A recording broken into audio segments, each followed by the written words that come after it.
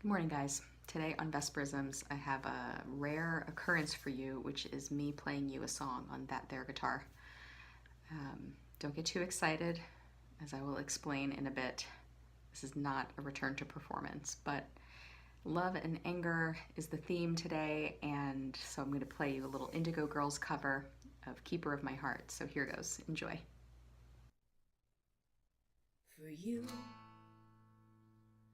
I would tattoo me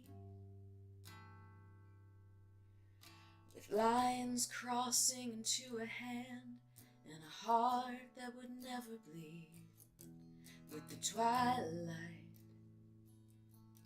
and the horse drawn on my arm, standing for an addiction. Pray we go unharmed. Here is my love and anger.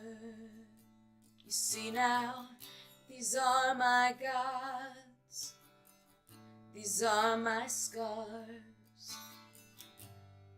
And here is my love and anger. Well, these arms are burning, but they're open wide. Some things I hold too tightly. Some things I'll never touch. But I'm wearing down the stones in the river. And you see, all my life I've painted with anger's brush. And now, could you lift me through my love and anger? You see now, these are your gods, these are my scars. And lift me through my love and anger.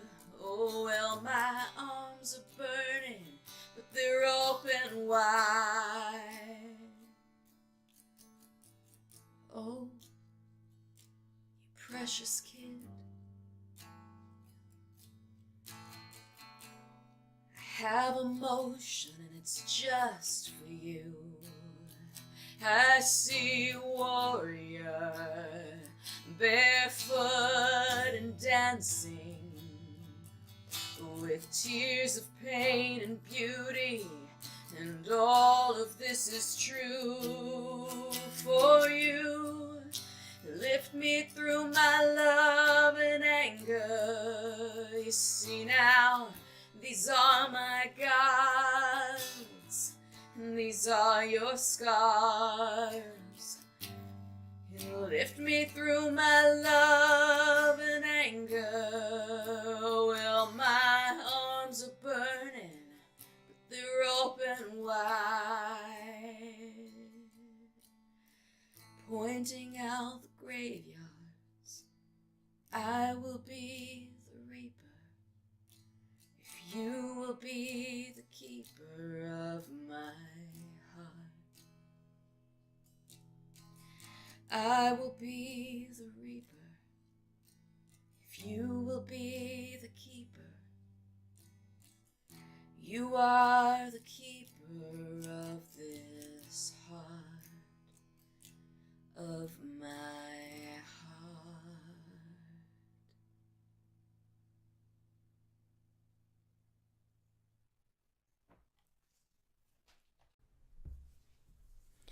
Good morning. Okay, I hope you liked that little Indigo Girls tribute.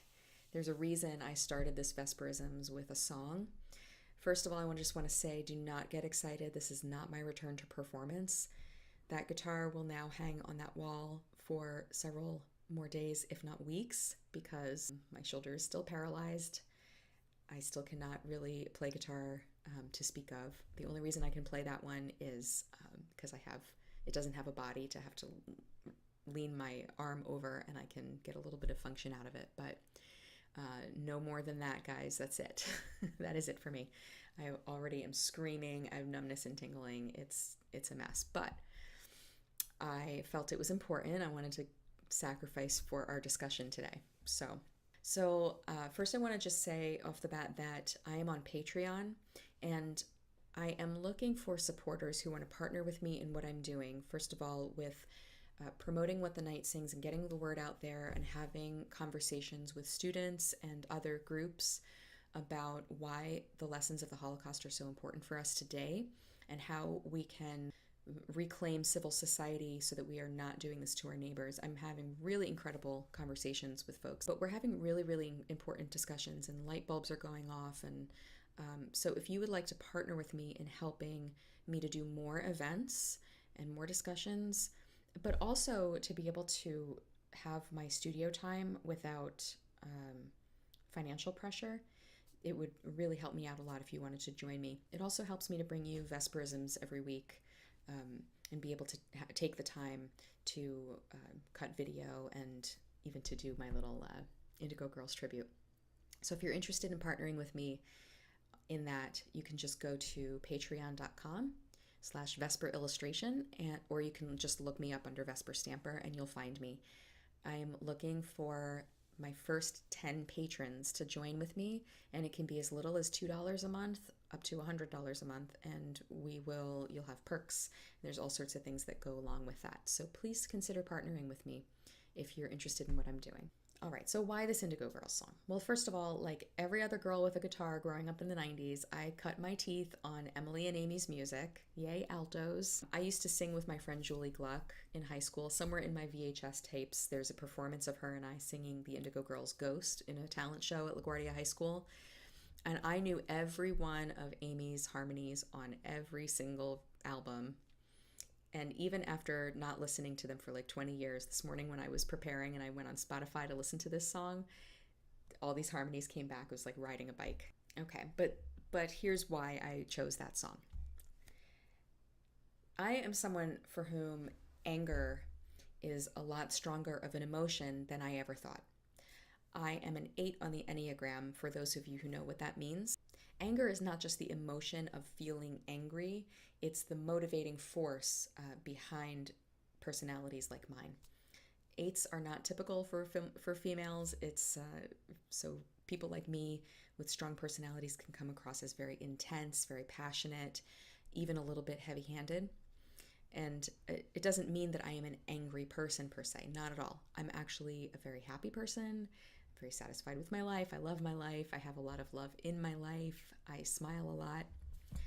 But yesterday, after I was coming home from this book event, I was walking down the street and I passed this mother and her adorable little toddler girl, and she was chatting it up and everything. And I'm a New Yorker. I don't care about, smiling at people. I smile at people. I don't care. I know you're not supposed to make eye contact, but within reason, I do if I want to, just say hello to somebody or smile at somebody. So I thought I smiled at this mom, and she sort of like pulled her daughter in a little bit closer and, to like make room for me on the sidewalk. And I passed and I realized that what I thought was a smile was actually more like my resting you-know-what face. So it felt like a smile. It was a huge smile to me, but apparently not to others. Just like my handshake feels very, just like a firm, good handshake, like I mean it, but I've been told that my handshake is like a vice grip to other people. So I think the better word for my demeanor, rather than angry per se, would be intense. I have a passion for life, and where this anger comes out for me is more in frustration over when things are not right. So issues of justice, and when I see people suffer, or let's say an issue like the Holocaust, I want to understand. I really want to understand. I'm motivated and passionate to understand why people do the things they do, and that if those are destructive forces, I want to know how I can rein in those destructive forces so that people don't suffer. So every day I get this little daily Enneagram thought of the day. And I hate when it comes because I know it's going to read my mail entirely. So this is what this one said today. It said, as an 8, if you let go of your identification with your particular self-image that you must always be in control of your environment, you will find transformation through self-surrender. Yeah, I didn't like reading that this morning, but it applied to what we were going to talk about. So when you grow up in an environment that's out of control, as mine was, and you adopt a survivalist mindset from that, you tend to have your dukes up at the world all the time, kind of like, to quote Rex Kwon Do from Napoleon Dynamite, you need somebody watching your back at all times. It's like that. There are a lot of parts of my life that I often say I feel like a joke is being played on me, sometimes. And one of the ways that feels like a joke is being played on me is the fact that I am in book publishing. Not because I don't love what I do. I obviously love making books. It's my passion in life is to create these books. But because publishing a book takes so much time. And I get impatient and I get frustrated when I don't feel like I'm managing my own expectations, let alone those of my team or my family. But I think it's because I'm expecting way too much of myself and those around me at all times. This is why I have to always set my goals ahead like 20 years, because if I'm only thinking of what's on my plate right now, I will have a breakdown because it can get so intense. So I actually think that anger is a really positive emotion as I see it. If you think of it more, as I said, like passion or fire or intensity, it's what puts fuel into life, at least my life. It's the combustion that runs the engine, so to speak. It's what drives me to care about justice and fight for the underdog and to tell the stories that don't get told, to be a voice for the voiceless. It's what drives me to pursue the unvarnished truth with a capital T. I'm a big truth and honesty person. Those are of paramount importance to me. But just like running on a treadmill for a whole day, you can't run on a treadmill for a whole day. You can do a half hour, an hour, but then you get exhausted. You see, anger is a great diagnostic tool, but it is not a good sustainer. It's not generative. Anger is not generative. Anger might make sure that you have the discipline to get up every morning and go water the garden, but it's not what makes the garden grow. And anger can be really destructive, of course. I mean, that's the main thing that we associate with anger is destruction. And even in my defense of anger as a positive emotion, I know there are times I have hurt people terribly. I have steamrolled. I've pushed them through with my own agenda. I've made people feel ashamed. And guys, that's when I'm working out of my best intentions. That's when my heart is when I feel like my heart is in the right place. Can you even imagine when I'm in my worst? It's not pretty. I don't even want to talk about that. So I don't really want to discuss anything political per se, but it has been speculated by people who work with the Enneagram that Donald Trump is also an 8 like I am. But so is Martin Luther King. I would say that Donald Trump is a very unhealthy and unrealized 8, and this is why it seems like every problem looks like a nail to him. It's because he's a hammer. He's got this ham-fisted approach to leadership, and I can say this because if I really do share a personality type with this guy, I know how it is. I know how it can be when it's bad, because I get it. But as strong of a force as anger is, there's a force that's even stronger than anger or passion or drive or the fighting impulse. It's something that I've considered tattooing on my wrist just so that I can remind myself of this every day. And that force is love. Now, I am not talking about this airy-fairy, like, love is all we need, or imagine. It's not what I'm talking about. Just like anger can help you identify and fight against a problem, love helps you see the ultimate solution. Anger is the fight, but love is the resolution. Now, stay with me here because love may not mean what you think it means. This is really on my mind for a few reasons. First of all, I've been working way too hard. And as much as I do not want to admit this, I've been crying a lot and I'm feeling the weight of the world on my shoulders. And I have a teenager and a soon-to-be teenager, and they need me. Not my solutions, not my drive, but me. They don't need to see that mom works hard. They already see that mom works hard. They already see that mom pursues her passions and goals and dreams. Okay, but they don't need that from me. Neither does my husband need my passion and drive. He is also a freelancer just like me. We're 2 people trying to get along. We're doing the work of 5 people each all the time. And what my family needs at the end of the day is a soft place to land. And that's what I need too. And honestly, from a work standpoint, my work needs my love too. When I'm at my best, my work is actually a spiritual experience. And I really mean that. I never feel God's presence more than when I'm in the flow with my painting. But I've been taking on way too much urgency and intensity and setting unreasonable expectations of myself and in my work.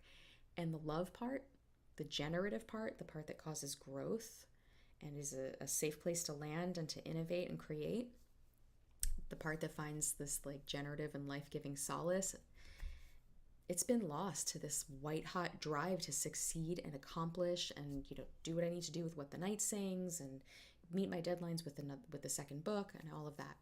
So I want to ask you, in your life, maybe you need a little more anger. Maybe you're somebody who kind of rolls over and lets life happen to them, and so maybe you need a little bit more of the drive and the passion and the hunger and the anger.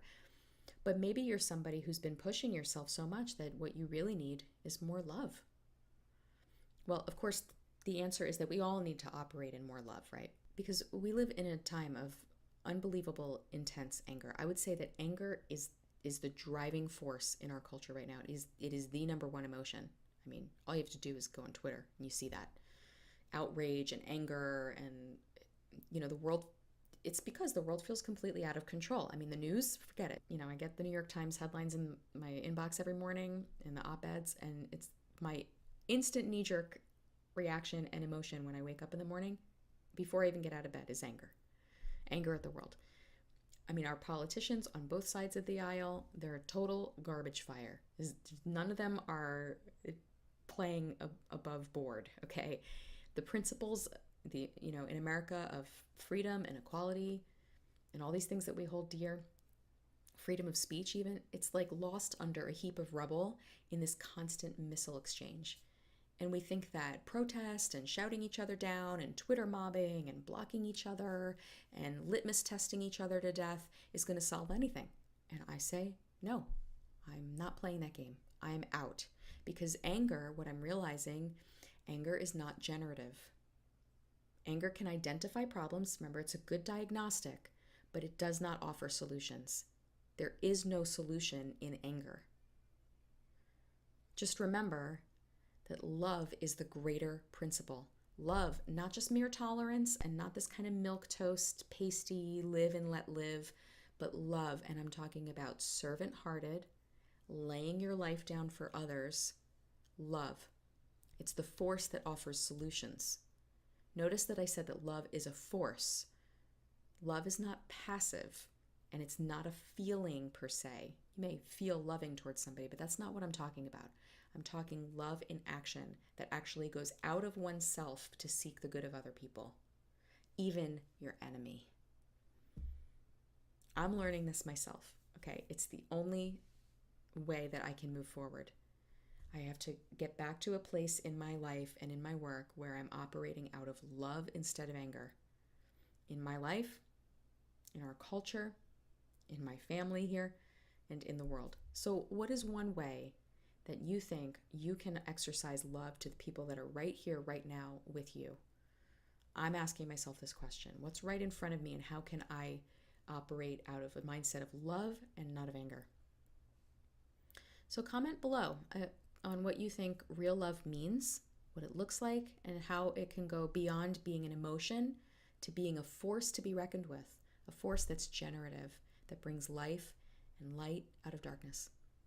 So thanks for watching, guys, and thanks for listening to my cover. I'm gonna try if my arm is in any sort of working order on Tuesdays when I do Vesperisms, usually at 9 a.m. I'm gonna try to bring you a cover song. Maybe. I'm not promising that every week, but I will give it my best shot. All right, hope you have a great day. Thanks for listening. Bye-bye.